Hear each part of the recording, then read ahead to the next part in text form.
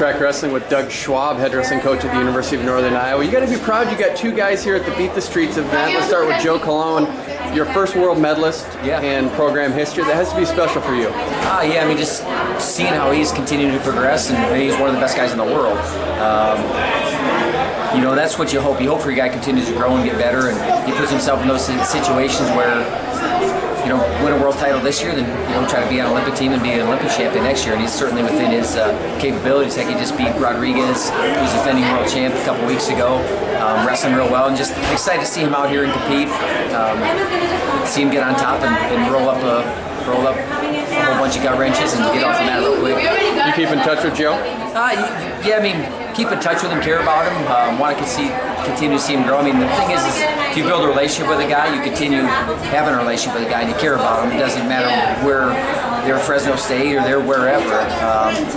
You know, he's got different coaches now, and they're doing a great job with him. Steiner's doing a great job with him. Izzy's doing a great job with him, and you know, you can see that he continues to get better. So excited to watch him these next couple of years and go bring home a few more medals. Drew Foster had a great story, winning the NCAA championships this year at 184 pounds. Has a big challenge ahead of him with David Taylor. How does he embrace it?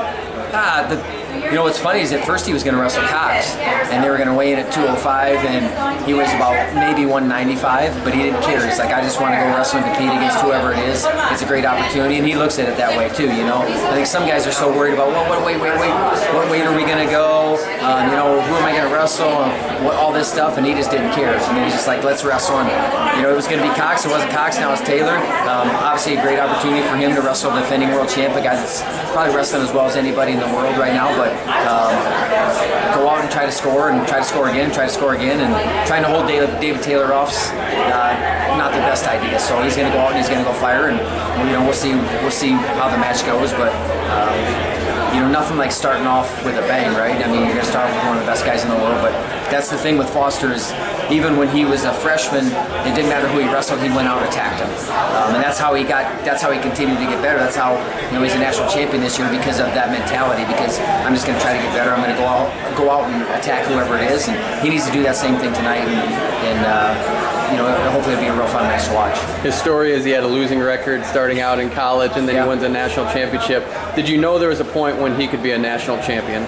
I mean, yeah, absolutely. I mean, you see guys, you see what the progress that's happened, and I think there was always some little things. Even his freshman year when he moved up to 74, he wrestled 84, he's an undersized 84-pounder, and he's seconds away from making the national tournament when, you know, no one probably thought he could even make the national tournament. And then the next year he places, and then junior year, I think, you know, sometimes you let other things get in the way. And if you know Drew a little bit, he's just kind of easy going. He's relaxed. He kind of enjoys just competing. You know, he doesn't put extra pressure on himself. And I think that happened a little bit. And then this year, heck, you know, he lost our last duel and won Big 12s, won nationals, but it was like really, I think he got to take down 5 seconds into his first match at nationals, and you could just tell he was focused and locked in, and wrestled an incredible tournament, and, you know, was a champion. But he did a lot of work, a lot of prep work leading up to that. But I think we believe in all of our guys. You know, sometimes you just got to have that first kind of the tip of the sword guy, and that was Drew. You know, the first guy that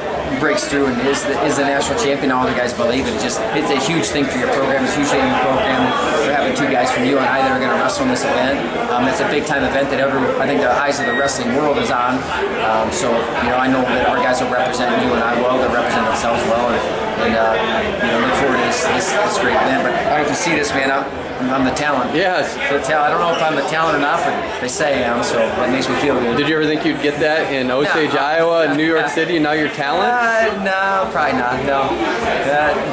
This was definitely not the talent. I don't know if that's what I would consider myself. But like I said, I'll take your press, so yeah, I'll take the talent. All right. Well, thanks, Doug. Thanks for having us, man.